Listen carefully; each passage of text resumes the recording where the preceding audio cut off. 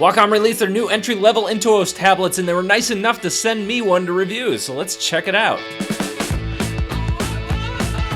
This is the Intuos. It's a thin little tablet, comes with a pen, you can draw on it, and what you draw appears on your screen. Also works on Windows or on a Mac. These drawing tablets come in two sizes, small and medium. What's the difference? Where are my notes? The medium is larger than the small. When we're talking about the actual area of the tablet that you're drawing on, the small has a live area of 6 inches by 3.7 inches. The medium has a live area of 8.5 by 5.3 inches. The new Intuos tablet comes in 3 colors, black, pistachio, and cherry. I like the extra space that the medium gives me. In the last generation, I used the small version. The small felt a little cramped at times, but if you're on a budget, it definitely gets the job done. Hey, look at this, there's shortcut keys along the top. You can map these to any keyboard shortcut your heart desires. Having the keys along the top isn't quite as practical as, say, having them along the side like the Intuos Pro has. You wind up reaching one hand over the other hand that's drawing. It's a little bit awkward. Since even the medium is really thin and compact, it fits on my desk pretty well. So if I move it a little bit off to the side, I can draw and use my keyboard shortcuts no problem. Because it's thin and light, it's super easy to take with you. I was a little bit worried when I first pulled it out of the package. I thought it might be too light and slide around on my desk, but it's got these little rubber grippy roundies that hold it in place. The medium comes with Bluetooth, so you can use it wirelessly or plug it in using the USB cord it comes with. If you get the small, you have the option of whether you want to pay for the Bluetooth or whether you just want to use it as a USB tablet. If you choose to go wired, you're going to save yourself 20 bucks. The battery on the Bluetooth models charges when you plug it in using the USB cable. Now, I haven't been doing heavy use with it, and I have been plugging it into different computers, but I am finding that the battery lasts a surprisingly long amount of time. Usually, if I use it for a few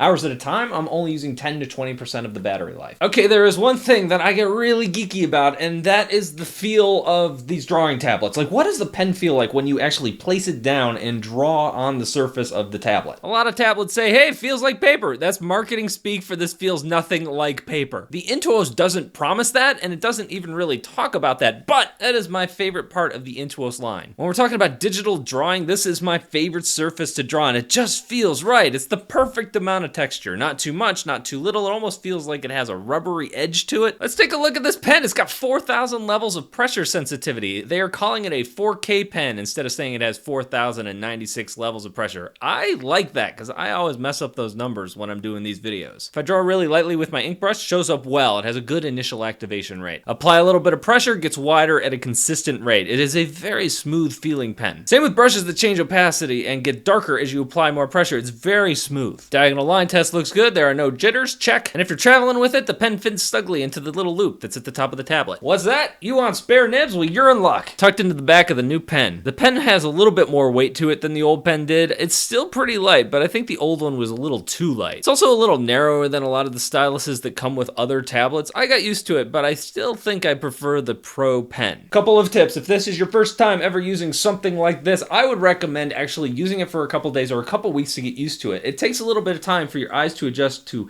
looking at the screen while you're drawing over here. Also, use it as a mouse, even if you're not drawing. That's just another thing that's going to get you acclimated to using the pen. Now, I'm guilty of keeping my tablet off to the side of my laptop, but if I need more accuracy, and a lot of people will tell you this, move it directly in front of the screen that you're drawing on. That's going to help you out in terms of getting used to looking at that screen and drawing at the same time. Now, when it comes to setting up the software and the drivers, it was very smooth. I didn't run into any problems at all. I also like the settings in their software. I've used a lot of third-party devices over the last couple years, mostly like the screen devices. If you want to see a rundown of those reviews and check out my favorites, I've got a link down in the description. But on a lot of those, it seems like the settings are just an afterthought. I get a feeling that Wacom has really thought through the user experience a little bit more. For example, I have a dual monitor setup. I use the tablet on both screens as a mouse replacement. If your pen is mapped to both screens at the same time, it could be a little awkward to draw with. Things can feel smushed. Usually this requires you to go into the settings and say, hey, I just want to map to this screen while I'm using this right now. But in Wacom settings, what they've done is they've let you set it to a program. So I can set it to Photoshop, and when I click on Photoshop, now I have just mapped to one screen. As soon as I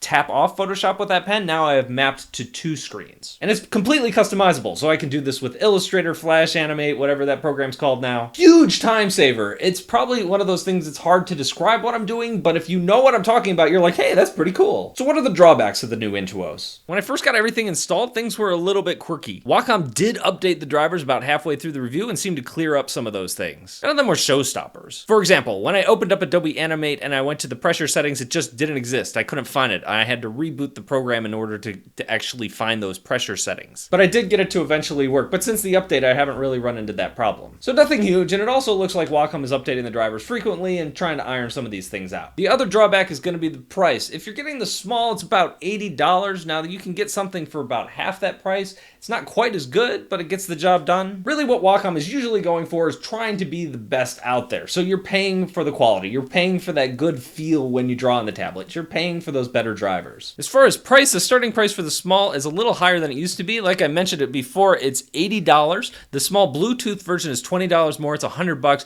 and the medium is $200. There's more good news. It comes with some software. You got 3 applications to choose from, but depending on which tablet you buy. This gets a little confusing, so I'll try to sort it out here. The small without Bluetooth, you can choose one of these 2 programs. The small with Bluetooth, you can choose 2 of these 3 programs. The medium version comes with all 3. I haven't used the Corel programs too much, but I have used Clip Studio a ton, and I absolutely love Clip Studio. If you're drawing comics or manga or line art, that thing is phenomenal. It's a little disappointing that you can't get that if you get like the most inexpensive version. That software alone runs you about $50. I think it's totally worth $50, so if you can get the one with Bluetooth to also get that software, I would totally recommend it. But rest assured, this tablet is going to work with pretty much any software out there. Mostly I've been using it in Photoshop and Illustrator and Flash or Adobe Animate over the last couple days, but pretty much any software that you download and want to use for animation, drawing, or 3D programs, it's going to work with that. So if you've been looking to dip your toe into digital art for the first time, this might be a good place to start. If you have any comments or questions, let me know down below in the comments section. I'm hoping to get a Storytime animation out later this week, probably on Wednesday. Fingers crossed, might not make it until next week. We'll see, kind of on the edge of that one. Got a bit of work to do still, but that's all I've got for now. I'll see you guys in a couple of days.